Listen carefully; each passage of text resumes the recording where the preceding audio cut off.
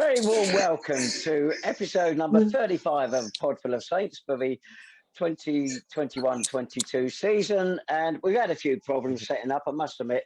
And it's got to be said, old gits should not be introduced to technology. They just don't get it. Anyway, I'm David Tavener. Over there having a little drink is Lee Wood. Good evening, Lee. I might need it, mate, after that shenanigans. Absolute debacle. But yes, good evening, David. Good evening, Jacob. And yes, a good evening to Jake Ellacott sitting over there somewhere. Good evening, Dave. Good evening, everyone. We've got a Liverpool shirt behind you. Well, I thought, after Tuesday's night result, what better time once this evening to have a red Saint shirt to celebrate a victory in the red territory of Hemel, Hempstead. You live dangerously, don't you? You really do. Where you live now, it already looks like it's been attacked, so it doesn't really matter. Right, so here we are, Thursday, the 24th of February 2022. It's a very sad day for the world generally, but we're going to try and cheer things up and talk about football. We're starting with events last Saturday at Champion Hill. Dulwich Hamlet 0, St Albans City 0. Doesn't sound great, but in front of 2,800 odd fans, most of them were odd. Which are not a bad game. 0-0 wasn't that bad. Which one of you two wants to kick off?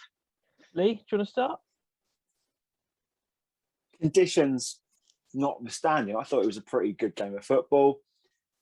Ian summed it up relatively well in his post-match. Very scrappy, very sort of stop-start. But on the whole, I thought we did okay, I thought with the addition of Joe Neal up front, we gave us a little bit of shape, gave us a little bit of purpose. And I quite enjoyed the day. As you say, there were 2,000 odd people. There were about 100 dogs in the ground. It was like bloody Crufts half the time. But it was a good point and a very, very valuable one at that.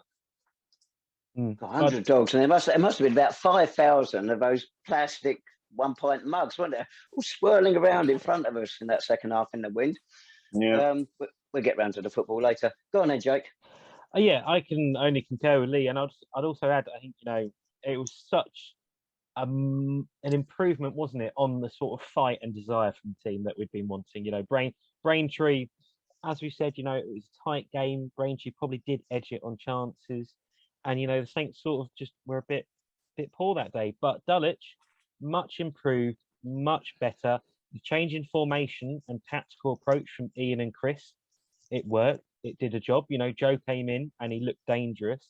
And, we were inches away from winning it at the end, weren't we, with Mitchell Weiss? And, both him and David Noble coming on, making a real impact in the last 15 minutes. But, yeah, I think we can all agree a much more improved performance. And we have to say that Champion Hill has not been a happy hunting ground for us lately. So I think most people would have been very happy with the points. Wasn't a happy hunting ground for us 100 years ago this year with Billy Minter's 7 goals and he lost. A name you chucked in there, Joe Neal, his debut, 21 years old. I thought he looked really strong. He linked in well with the team around him. First time he played with them, obviously. He screwed one shot wide early on, but that header, which Charlie Granger made a great save from, that would have been a nice way to mark his debut. He was very impressive. Yeah, it was a great save. But I'd say Joe Neal, it was almost not as much of his goal threat, but the running he did on and off the ball that was more impressive for me, and how much he took the attention away from Shaun Jeffers. And I think we'll touch upon this again when talking about the Hemel game. But almost at times, Dulwich, they couldn't double up on Shaun. They had to have a man on each, and Joe was willing to do a lot of running, and he looked so strong as well. You always worry when you think a 22-year-old lad coming from the lower divisions, even though he has had trials with National League sides, you think, uh-oh. But he looked really impressive, really strong. He didn't shy away. He was going in for challenges, in for blocks. And, even though him and Shaun have barely played together, they already looked like they had a decent understanding. And I think, it's a cliche almost, but I thought we defended from the front at Dulwich, actually. We went forward, but also defensively, Joe and Shaun did a lot of hard work to ensure we prevented Dulwich from playing the style of football that, caused us a lot of problems at Clarence Park earlier in the season. Right, we gave you one name there, Jake. I'll give you 2 names, Lee. Michael Clark and Nobby. Clarkey, he's up the non-league Maldini now, isn't he? He's going to be billed as such. I'll come back to Clarkey very, very, very briefly, but I will touch back on to Joe Neal, just adding to what Jake was sort of saying there. I think he's the perfect foil now for Shaun, because Shaun has been isolated in too many games over the last few weeks, often commanding two defenders at once.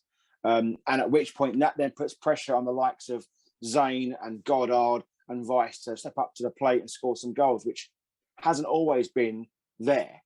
But now, having two attackers, it puts the impetus on the opposition. It gives us a different dynamic, a different shape, a different being. Deceptively strong, Tabs, as you sort of touched upon there, for a relatively slight, although no doubt strong player. We've been, getting a striker who's proven goal scoring at a lower league, bringing them up to this level hasn't always worked for us.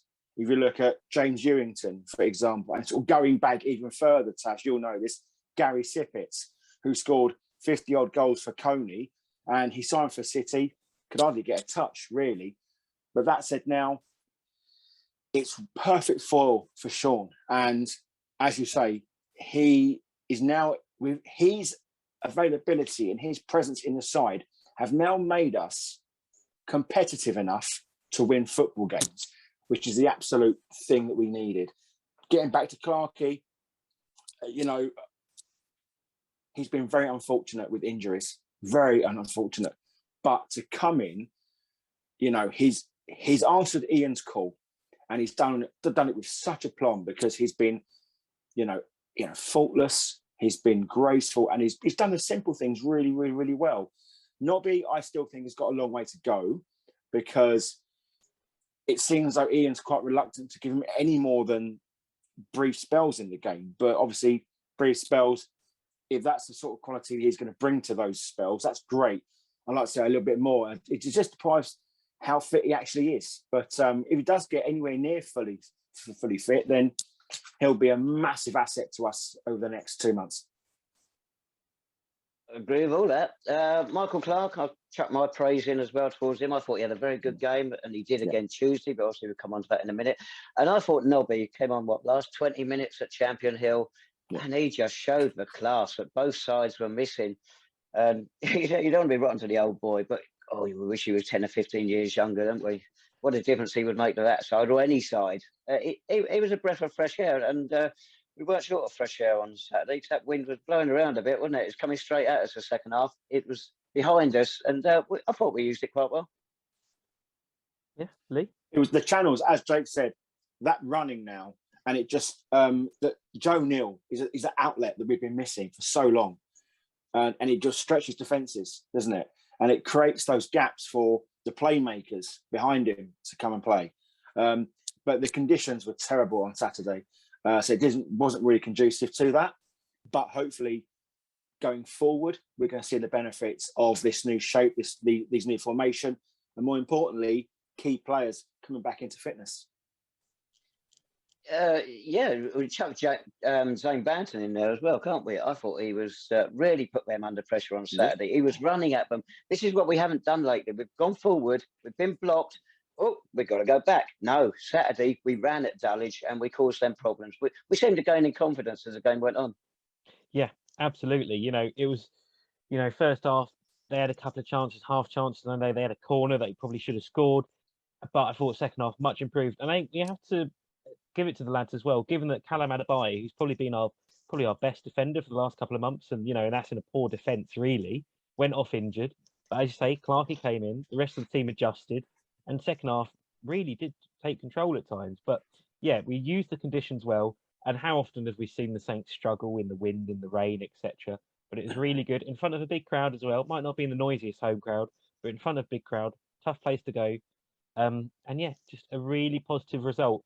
And that is what, after poor defeats that we had recently, Saints fans were delighted with a performance like that, just because it is what we've been asking for, isn't it? Yeah, but Jake, the fellow is though, mate. It's the thing that's much better sides than us will go there and come away with nothing.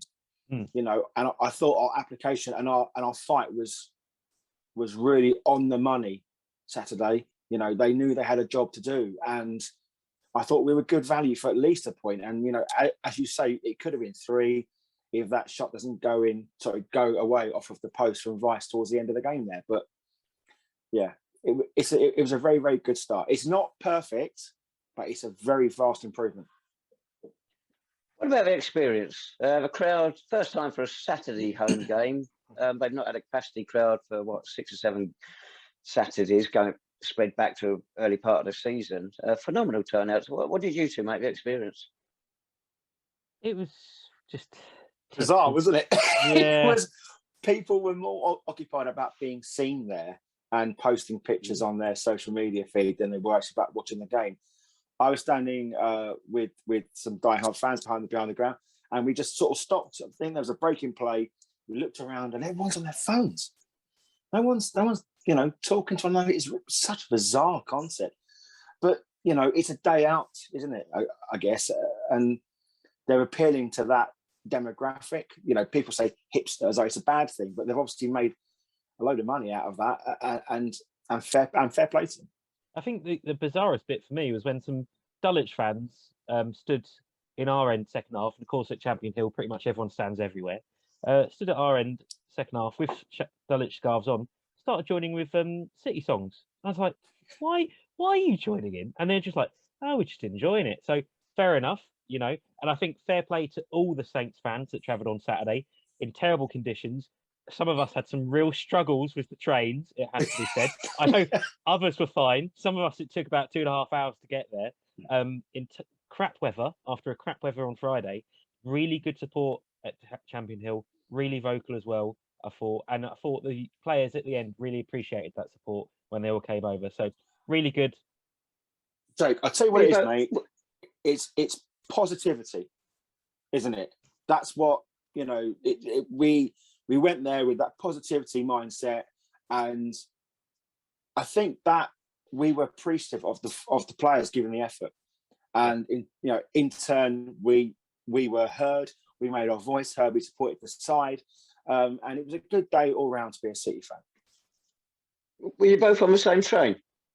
We were. Well, it was more than one. We got about 8 of them. Oh dear. No, ours was fine. Well, you're the train master now, Dave. Well, that's it. Yeah.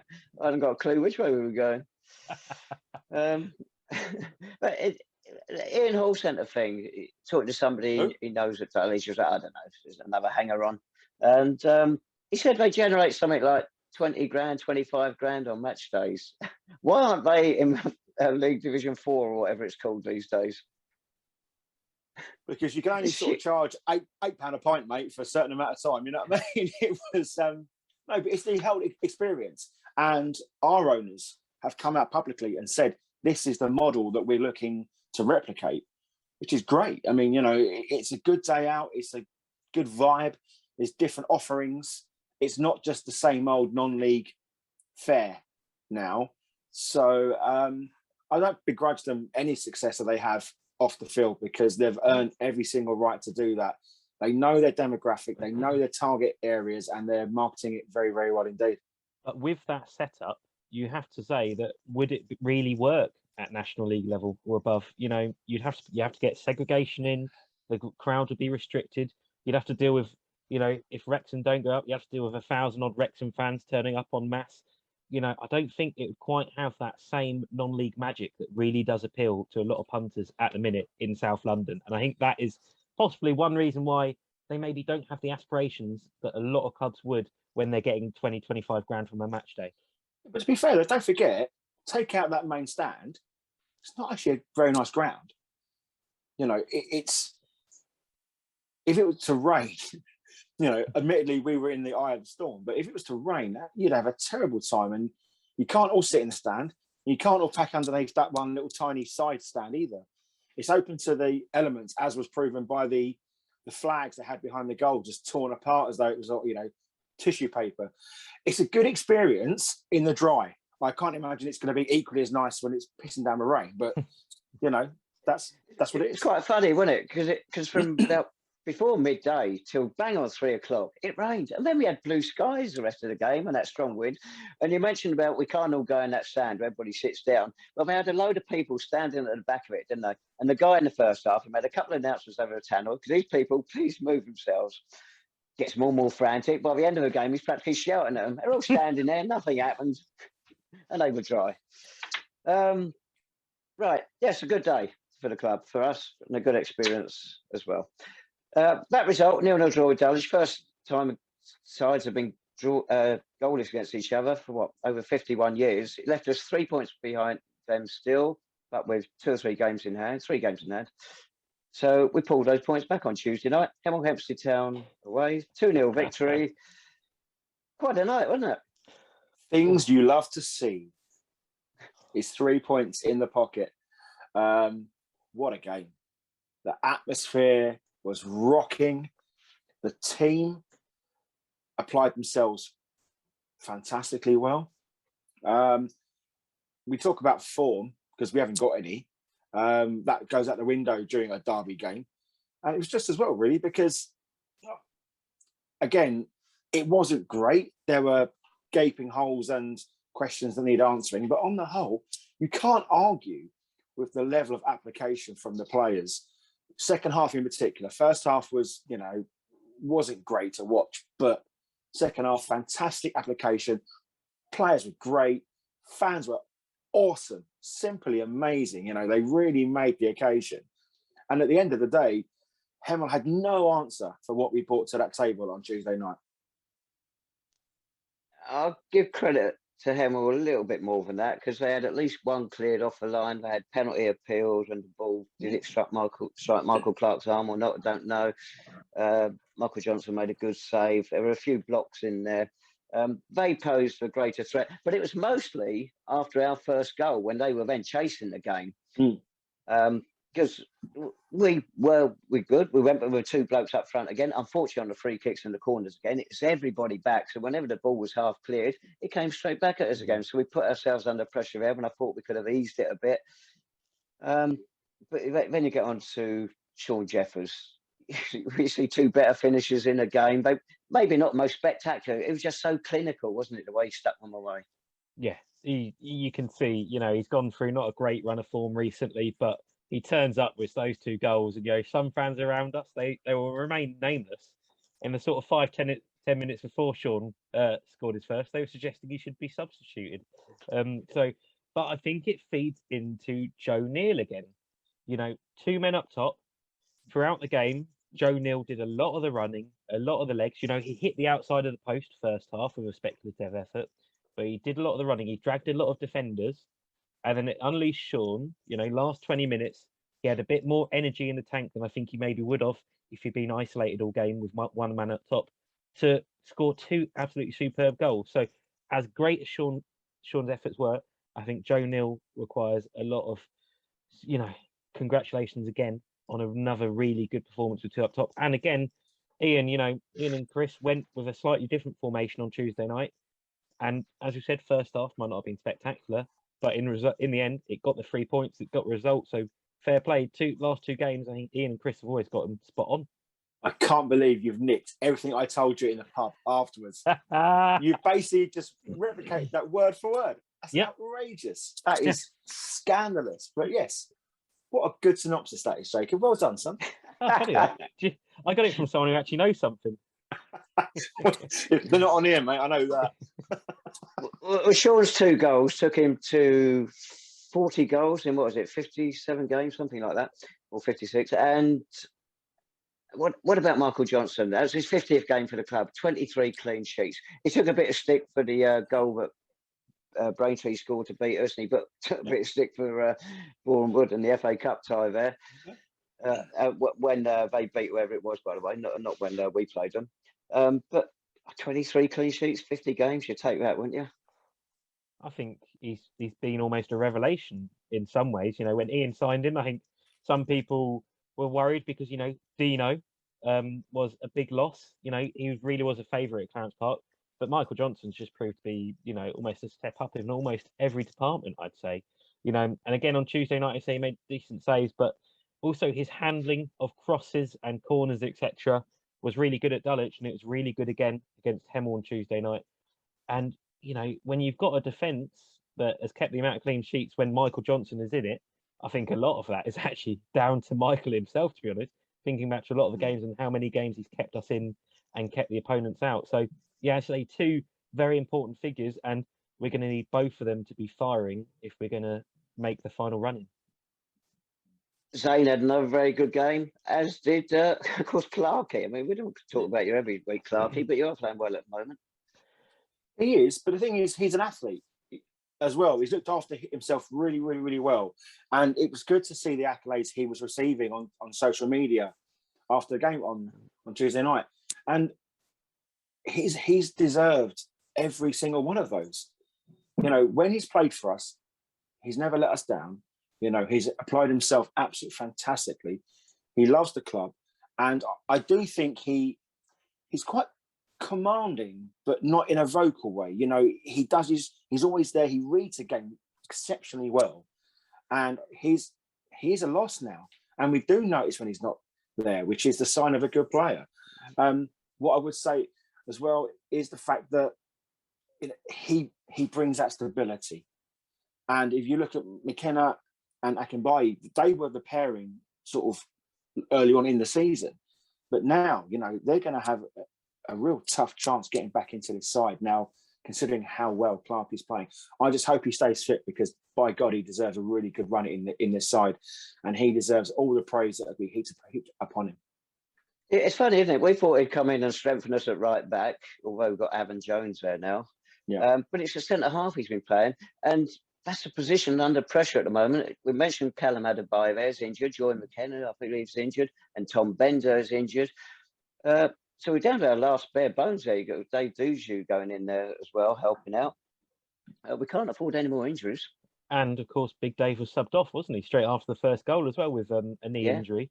So you've got 4 there. I know Ian hopes to have at least 2 back, I think he said, for Saturday. But I mean, at the minute, at centre half, Clark is the first name on the team sheet, isn't he, in that position? It's Clark and who else after those 2 performances? And I would really like to see Clark and Adebayo there again. I think hopefully if Callum's fit on Saturday, I think that could be a really good partnership again. But, we're getting, it's almost the end of February. You want to have 2 players there that will see you through the next couple of run of games and build a decent partnership. Because as much as Clark has really come in and done a great job, he's going to struggle if he's going to have rotating partners alongside him, either due form or injury. So hopefully we can get 2 there that look solid. And I think fair play to the rest of the defence as well. I thought Aaron Jones looked better on Tuesday night. Going forward, actually, he caused a bit more of a threat, especially second half. And I thought Cameron Green, again, a really good performance from him. And I think you could see that he's definitely a class player. Thing is, though, Tavs, because you mentioned it there, mate, is that, there were quite a few players being played out of position on Tuesday night. So, you have to give the team credit. You have to give Ian and the coaching staff credit, because it would have been so tempting after Dulwich sort of go back to that one up top, keep it close, keep it cagey. But to be honest with you, they went for it. They played to the strengths of the players they had in hand. And yes, there were questions, but it's the 3 points that we come away with. And it wasn't pretty at times, and it wasn't spectacular, but you really can't argue with the way everyone dug in 100% and they left nothing out on the field, mate. I'd like to think it wasn't tempting for Ian to go back to just one up top Saturday, because Joe shows how much more of a threat we can be with the extra man alongside Shaun. And to have gone back to one there would have been a big mistake. Another thing, we've talked about needing a right back all season because of Devante's injury, and Clarkey was out for a long time as well. We've got Avon Jones there now. We've talked about a forward. We've now got one of those. Nobby is 40. Are we still in need of a good ball-playing midfielder? Massively. I thought first half at Hemel, even though we played all right, I thought it was still indicative of us needing a central midfielder of some sort. Johnny Goddard and Zane Banton were almost quite central at times, weren't they? And as much as I thought they did reasonably in those positions, they are very narrow as well, though, weren't they, mate? Yeah, and it's not natural for them, is it? So while it did pack the midfield to some extent, first half Hemel still had a bit of luck in there. So I'd still like to see a central midfielder, but I think Ian's still looking. You know, last week he talked about, didn't he sign? He talked about signing 2 or 3, didn't he? He only got 1 in, so I presume he's still got eyes on another, you suspect, a midfielder. We saw Alex Lancashire go pretty much on the left of midfield on Tuesday, didn't he? With Cameron Green at left back, which a lot of people like seeing. But I spoke to Peter Lawrence, the former manager, yesterday, and Lasher said when he saw him early in the season, he thought that attacking midfield position would suit Alex better than at left back. And I didn't think it worked completely for him, but we know the energy he's got, and he could make a success of that position. You feel? It's an option. It didn't work for me on Tuesday night because their right back had him on toast. I like he's obviously got some speed, but what this that naivety that he brings to the game because of the result of that. What was happening, and he was losing the ball far too easily, albeit not in a dangerous area, but he wasn't tracking back with the runners, and as a result, Green was having 2 attackers racing back at him every single time. I don't mind the option of sort of maybe further down the line, Lancashire playing out on the left, but he's got to have the discipline to do the defensive duties as well going forward. And it is a fine balance. It didn't work on Tuesday night, but it doesn't mean it can't work again in the future. I thought, you know, Lancashire, given that he hasn't played in, you know, he hasn't had a good run of games lately, has he? You know, I thought he's come in, he did all right. Going forward, I think, Lee, that's a good comment defensively. I think going forward, I'd like to see him get his head up a bit more when he gets into a crossing position. I thought a few times he had his head down, and then almost, I think a few times he went inside when he probably could have gone outside, because Hemel were already starting to double up on him on the inside. So, but otherwise, we have to remember he is so young. He's been out the side. It might have given him a slight knock of confidence, but he's come back in, and he's done well in a big game for the Saints in front of a raucous crowd. Fair play to him. So, you know, it might not have been ideal from him on Tuesday night, but I think, you know, maybe it might be a little bit of nitpicking from us.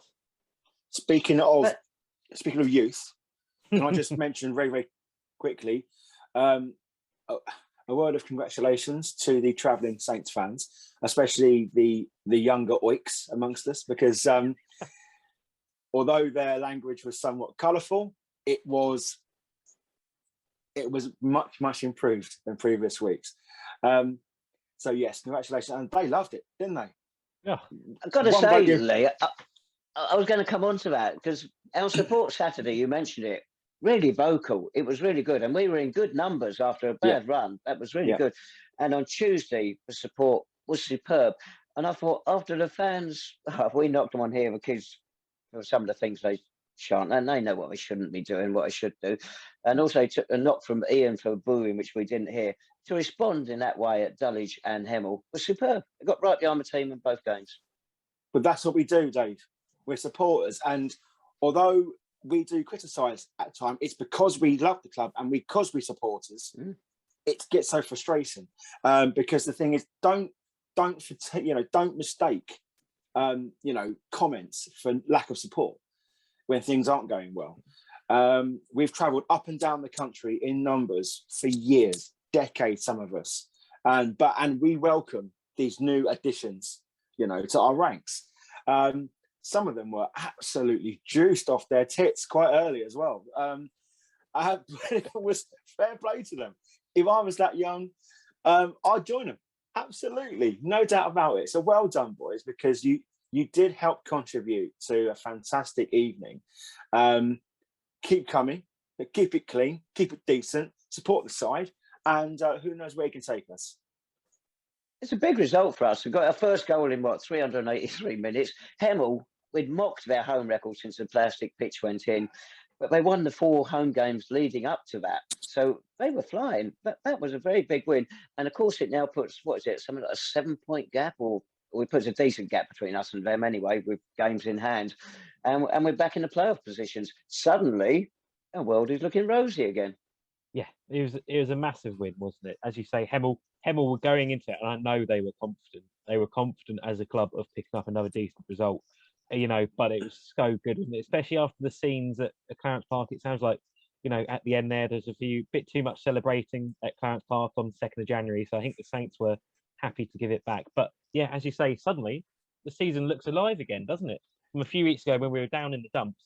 But it's really good, isn't it? And it all comes back to that that strange phenomenon of the City players actually fighting for points and battling for it and getting it. And that's what we've wanted. And suddenly it's working. So I say, two really good results, and the league table looks a bit rosier now. Yeah, we left Dulwich 3 points behind them Saturday. We're now level with them, 2 games in hand. We're 5 points clear of Hemel as it works out. This coming Saturday, we're at home to Bath City. They're having a pretty dismal season, 9 points off the bottom. They've got 1 point the last 5 league games, 1 win in the last 8, 1 goal in the last 5. Oh, I hope we're not complacent. I think, I'd say that I actually had a tweet from Alan on Twitter saying that, Dulwich and Hemel, good results, but first halves weren't amazing still. They weren't, They didn't match second halves, did they? And he was wondering, how far can we go if we actually put in a full 90 like that? And I think this Bath game could be the ideal opportunity if the Saints come out the gate and really apply themselves straight from kickoff. Last 2 games, second halves have been brilliant. If we can start like that from the first minute, I think this Bath game, could be a really good opportunity. But we know it's going to be tough. Bath are a funny side. Bath are a funny side, but yeah. They've got a good record down the park, but when we played them at Twerton Park early in the season, that was the poorest Bath side we've seen since we joined Conference South, or whatever it's called these days. Jerry Gill, they're still getting over 1,000 there, so they're getting good crowds. But that side Jerry Gill's got, it's not a normal Bath side at the moment. No, they totally rolled over. But as you say, they did at Twerton Park, but the crowd at Bath seemed pretty content with it. So, we'll see what turns up on Saturday. If you look at the past encounters we've had with Bath, they've always been well fought, pretty decent games. This Bath side isn't the Bath side of, 4 or 5 years ago. You talk about complacency there, Tavs. We've still got to play 6 of the top 8. Those aren't really the games that I'm worried about. It's the games we don't suit up for that I'm concerned about. Your Braintrees, your Baths, your games that you're expected to win at home is often where we come unstuck. I'm hoping now the last 2 results, as Alan said, far from perfect, and it doesn't make up for the last month or so, but it goes a long way to sort of showing now we are going to be competitive. And I'm hoping it's not another slip up, because we've done this before where we had good result, then bad result, good result. We need that consistency, and hopefully we can get 3 points at Bath.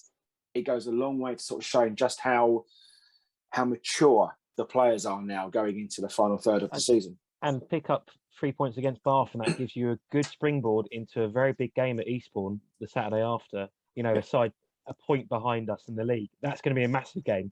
So if we can springboard onto that with a good win against Bath at Clarence Park in front of what should be a very good crowd, I think, on Saturday, hopefully. If you're unsure, get behind the Saints. It could be, again, we could be seeing the start of one of these really good runs that we often go under, Ian. It's funny, isn't it? You look at our recent form, and we're happy with the last 2 games. We think we've been inconsistent. Yet we've kept 4 clean sheets in the last 6 games. It's just unfortunate those 2 games were a defeat to the side that's virtually bottom of the table, and a thrashing when we waved the white flag. So it could be said there is actually consistency there with just the occasional blip. But the blips are so mighty, and they put such a black mark against the games that have gone, which are more positive. The thing is, as we said last week and many, many weeks prior to that, this team has set their own standard.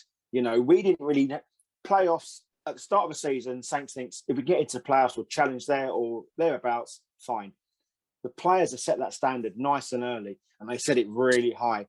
And whenever we fall below that bar, it's well below the bar. You know what I mean? It's if a performance is so bad, it's normally pretty bad. Unfortunately, there've been too many of those to date. That said, you see a little bit of vision now. You see a little bit of positivity going into the games. The addition of Joe Neal, Green and Jones, young, energetic players wanting to play for the club now. We've got a bit of shape, we've got a bit of desire. they're not all going to amalgamate at once and hit the ground running straight off the cuff. But you know what? We're now winning games of football, and we're looking as though we can score goals again. And it's not all reliant on Jeffers, and it's not all reliant on last minute, ditched tackles. This is going to be a more balanced St Albans City side now, because we've got shape and unity and the fans behind us. Consistency is fine, but you've got to take it forward. There's no point looking about the games that have been played now. 6 of the top, we've got to play 6 out of the top 8. It's going to be tough because those teams are head and shoulders about where we need to be. But that's aspirational now, because we are now looking forward at these clubs thinking, right, we beat some of them in the past, we can beat some of them again, but the mindset has to be right. Talk about winning games, football at the moment. We've still actually only won 1 of the last 4, so we've got to hope last Tuesday is a springboard for better things. And you mentioned the Eastbourne game, but that's similar to what you and Joe were talking about. First half down the park when we played, and we were abysmal. We were 1-0 down at half time. I think it's the week before Forest Green, something like that. And the second half, we were excellent. That was one of our best second halves of the season. We do need to try and make it 90 minutes, or at least 60 or 70 minutes, and we come out on top a lot more. Yeah, but out of all the games, I think we would have wanted on Saturday. After these decent results, I think a lot of people would have picked someone like Bath. They're probably going to be safe. The gap is big now to the bottom, and they're not really challenging for much in mid-table. And we saw how they played against us at Twerton Park. I'm sure the Saints, and we have to remember that was an unconventional Saints side we had out there. I think it was Bailey Brown, Hugh Dawson in midfield. Wasn't the strongest. I think Ian rotated a little bit, but it worked on the day. And if the Saints can apply again like they have in the last 2 games, I don't see why not. And they're going to have really good support again. And we saw how much it meant to them on Tuesday night. The scenes at the end were really good, really fun. All the youngsters, Saints fans, young and old, really getting involved with the players loving it. But the Saints players, if they want to see those scenes again, they need to apply 100% again on Saturday. I've got to say this. So after we scored our second goal, I ran the length of the terrace to sort of go and celebrate. Thought, yeah, one of the boys, I'm a fan. Turn around, I've hurt my bloody knee. I've sort of tweaked something in there. I thought, oh yeah, I'm not 21 anymore. Back in your Hutchwood, come on, mate. But it was good. It was really sort of good to see. So, and as you said, fans, young and old, enjoying it in unison, and really good scenes. I thought you only ran when the bar opened. That as well.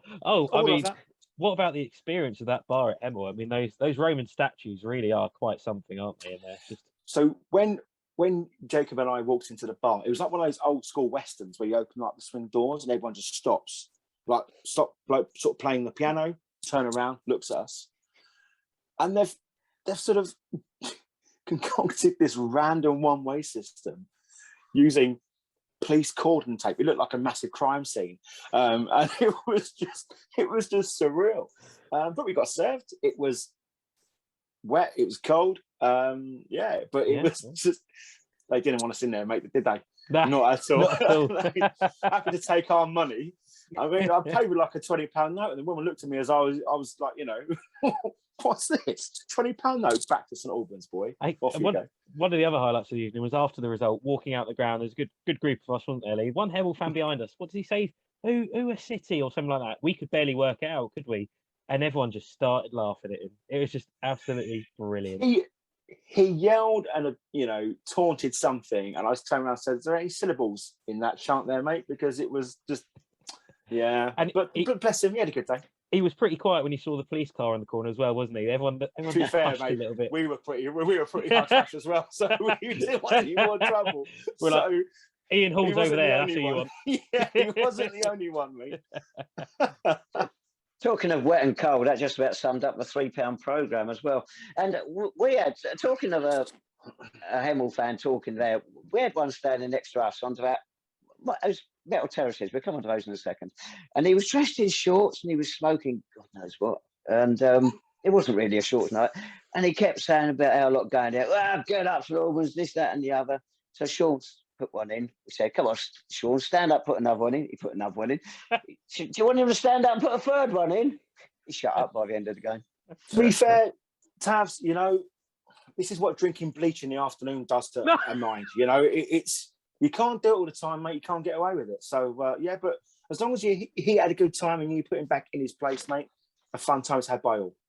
I don't think he had a good time. Well, we spoke about Champion Hill. What about Vauxhall Road then? That has changed so much down the years. It's now got the plastic pitch, which used to be like Clarence Park. It's now more like that. It's a lot flatter. They obviously must bring in a lot of money for them. It's not doing a lot of favours on the first team side, though. But what about these new terraces they put around? These metal terraces where they got this plastic grass on them, like on the pitch. It actually works. You stand on them and they give a good view. They're at a good height. And it's got to be said, they are doing wonders to improving that ground. But it helps when the bar is low to start with. It does. I think they've still got about 20 years to go. I like the addition of the Pigeon Club shed. I don't know why. I feel as though I now want to research the Pigeon Club, the Hemel Hempstead Pigeon Club. Fascinating. Because one of the chants that was unleashed on Tuesday was, "You've got pigeons in your loft," which, as far as slurs go, isn't the most, entertaining, but it brought a jovial laugh or two. Taz, that's fine, mate. Metal terracing, if that's your thing. But again, it's not the greatest experience in terms of going to a non-league ground. I can probably name you 50 which are better, but who cares when you come home with the 3 points, mate? Well, when there's no terracing down the side of the pitch, like Dulwich, for example, it's an improvement, and it was elevated to a good level. But they're trying to do something there because obviously there's some constraints on that ground, and they're trying to improve it. Fair play to them, and giving us 3 points is the best improvement they could give it. They are trying. But it's. Yeah, it has to be said that the stand that all the kids were in the second half appeared to be falling apart halfway through, didn't it? They appeared to be just like masonry just coming away from the back of the stand, and I don't think the kids were doing anything wrong with it because the stewards just had to keep going in there, just picking it up. All we saw was the stewards carrying massive lumps of breeze block. Yeah, it's like the seven dwarfs. It was just sort of passing along. I don't think the 5 kids stood in it because it could really stand their weight. So yeah. But as you say, Dave, it is an improvement, but it's a low bar. The area around the bar area still, I think, needs a little bit of work. It's fair to say, but it is an improvement. And I really liked as the Saints Twitter account put out yesterday. I really liked the look of the scoreboard at full time. I thought that really did look really good. So there you go. It makes you appreciate the home comforts, doesn't it? Well, the home comforts. Are we going to get our first view of a new refreshment bar on Saturday? I think it might be in place, but I don't think it'll be operating yet. So that's exciting, isn't it? Oh, so it's just be blocking the view for no reason whatsoever. David, okay, good idea. Bit like positivity, David. Positivity. It definitely be blocking the view. Is that positive? Right, come on, you two got to predict Bath City, Clarence Park. Oh, we're on a good run. We got a little bit of momentum going, so I can Bath win 2-1. I'm joking. I'm joking. I reckon it's 2-0 City. Do you know? I think I'll go 3-1, and do you know what? I think Joe Neal will score his first City goal. Oh, God, a forward score, and you're sticking your neck on the line there, Jake, aren't you? I know. But hopefully it'll be a really good crowd. Roman derby. I think it'll be really good after those 2 results. Hopefully, Roman derby. You're buying into that, are you? I mean, Lee, we used to promote it like that every year. I don't think we're innocent. Yeah, but we did it better, so that's fine. Yeah. But yeah, hopefully it'll be a really good crowd. If you're unsure, get down there, get behind the Saints, and yeah, hopefully another 3 very important points. Talking of Romans, I went round the museum at Verulamium yesterday, first time in years, and it is excellent in there. All the exhibits they got are fantastic, but it's £6. Blimey, it's not just the football clubs are the most expensive place in the city. Well, mate, did it have your exhibits and mosaics? Did it have your wallet in there, mate, as well, in like a nice little glass cabinet? Didn't go back that far. Well, it's free for the residents of the city, Dave. So it's not our fault you moved away, is it? Cool. Says Mr. Two Houses over there. None of them are actually yours, but it's all right. None of them are livable, but right, this is disintegrating fast. It is. Right, and this is what you should have seen had the camera been working properly, but there you go. That's the usual thing. Hopefully all back to normal next week, so you won't have to look at the ceiling all night. Right, cheers, Lee. Cheers, Jake. See you on Saturday. Thanks, Take care. everyone. See you later. Bye-bye.